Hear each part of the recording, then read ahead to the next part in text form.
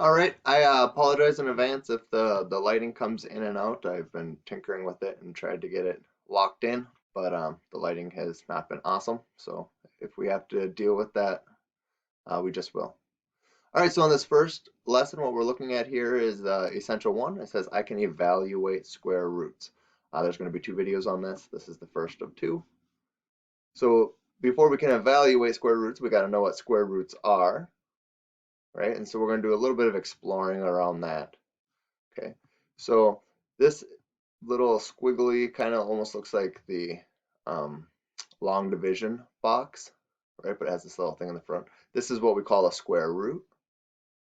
And how we would read this whole expression is we would say it as it's the square root of 25, right?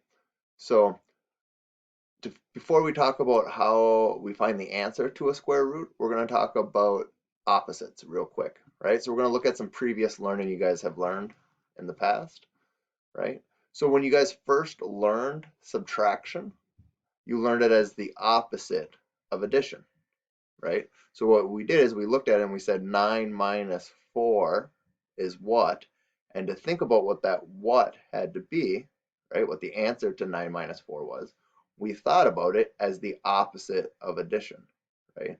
We thought 4 plus what equals 9, right? So 9 minus 4 equals 5. Why? Because 4 plus 5 equals 9. Okay, so that's how we first learned subtraction. It was the opposite of addition. Okay, this is the same thing we did with division. First we learned multiplication, and then we looked at division as the opposite of multiplication. So here we looked at 24 divided by 6 equals what? And to think about what that what had to be, we thought what 6 times what had to be to equal 24, right? So we found out that 24 divided by 6 equals 4 because 4 times, or I'm sorry, 6 times 4 equals 24, right?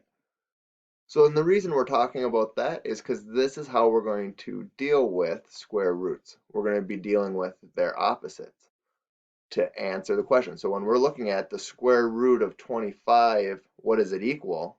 What we're thinking is what number squared? Okay, as squares and square roots are opposites, right? Just like addition and subtraction are opposites, and multiplication and division are opposites. Squaring something is the same as is the opposite of square roots. Okay, so if you look, right, another way to think about squaring something is it's the same as saying what thing multiplied by itself, right? So that's a couple different ways of thinking about it. So the square root of 25 is, trying to figure out what that is what we're asking ourselves is what number squared equals 25 or what number multiplied by itself, right? And the answer to this is 5, right? Because 5 squared or 5 times 5, right? We've got to multiply it by the same number. 5 times 5 or 5 squared is 25. So what's the square root of 25? Well, the square root of 25 has to be 5. Why? Because 5 squared is 25. So that's all we're doing to get these square roots. So here's just a couple of examples down here, right? So here we're trying to figure out what the answer to the square root of 36 is. And so what we're asking ourselves is what number squared or what number multiplied by itself, right? And the answer is 6. Again, if you don't know that, you can always go trial and error. Just start grabbing numbers and trying, right? 4 times 4 is 16. That's too low. 5 times 5 is 25. Still too low. 6 times 6, 36.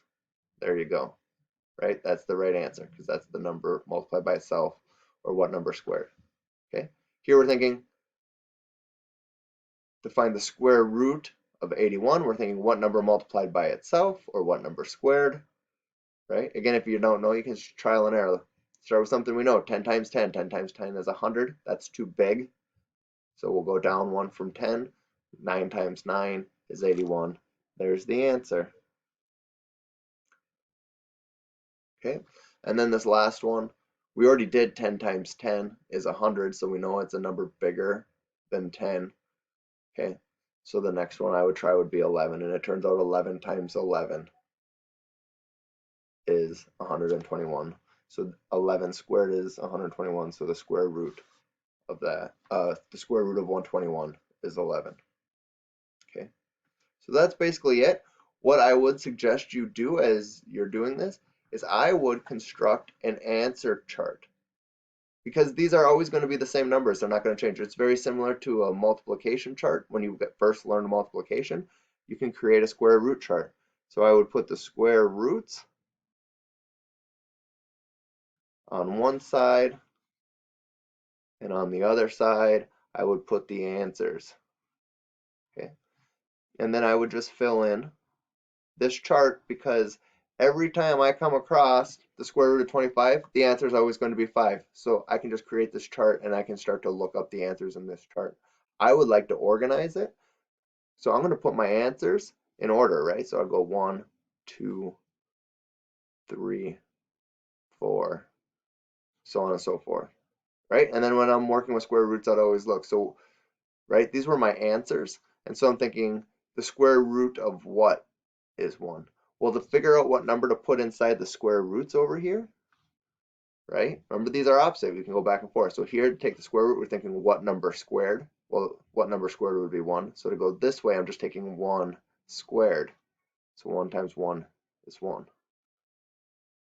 Here I got the square root. So the square root of what is 2? Well, we can go the other way. So 2 squared is 4, right? 3 squared is 9, right? So the square root of 9 is 3, right? The square root of, to figure out what to put in the box, we just take 4 times 4 and get 16, okay? And I would just keep going.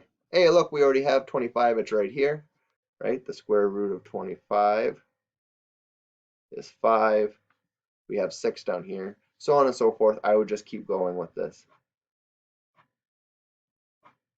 right? And then that way you can have this answer key basically in front of you as we work through the rest of this this week. Okay, and this will be bleeding over into next week as well.